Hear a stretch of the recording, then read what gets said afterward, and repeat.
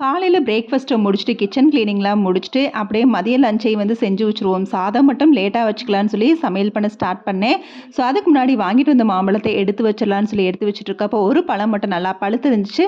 ஒரு பழம் மட்டும் நல்லா பழுத்து இருந்துச்சு. அதையும் வந்து கட் பண்ணி சாப்பிட்டுட்டு குக் பண்ண ஸ்டார்ட் பண்ணியாச்சு. லஞ்சுக்கு கீரை கடைசலும், கோஸ் பொரியலும், அதோட காலிஃப்ளவர் ஃப்ரையும் தான் ரெடி பண்ணேன். மார்னிங் அரைக்கீரை ஃப்ரெஷ்ஷா கிடைச்சிச்சு. ஸோ, இப்பயே ரெடி பண்ணிடலாம் அத அப்படின்னு சொல்லி குக் பண்ணிட்டேன். காலிஃப்ளவர நல்லா கொஞ்சம் நேரம் சுடுதண்ணில உப்பு, மஞ்சள் போட்டு கொதிக்க வச்சுட்டு, ஒரு 5 நிமிஷம் கொதிச்ச காலிஃப்ளவர நல்லா வடிச்சு எடுத்துட்டு, அதோட கடலை மாவும், கொஞ்சமா 65 பொடியும் சேர்த்து பெரட்டி வச்சுட்டு, ஒரு 10 நிமிஷம் கூட டைம் குடுக்கல. அப்படியே வந்து வறுக்க ஸ்டார்ட் பண்ணிட்டேன். வறுத்துக்கிட்டே வந்து கீரை கடைசல், ரசம் வைக்கிறதுன்னு சொல்லி வச்சுட்டேன். கீரை கடைசல் மேக்ஸிமம் நான் வந்து இந்த மாதிரி பல்ஸ் மோட்ல மிக்ஸில போட்டு அரைச்சிருவேன். எல்லாம் முடிச்சுட்டு ஒரு 1/2 மணி நேரம் கழிச்சு தான் சாதம் வச்சேன். சாதம் வச்சுட்டு அப்படியே சாதம் சூடா இருக்கிறப்பயே லஞ்சையும் வந்து சாப்பிட்டு முடிச்சாச்சு. அப்படியே பாத்திரத்த போட்டுட்டேன்னா ரொம்ப சோம்பேறி ஆயிருவேன். அதனால கொஞ்சம் கொஞ்சம் பாத்திரம் இருக்கிறப்பயே அப்பப்போ கழுவிட்டோம்னா வேலை அதிகமா இருக்காது.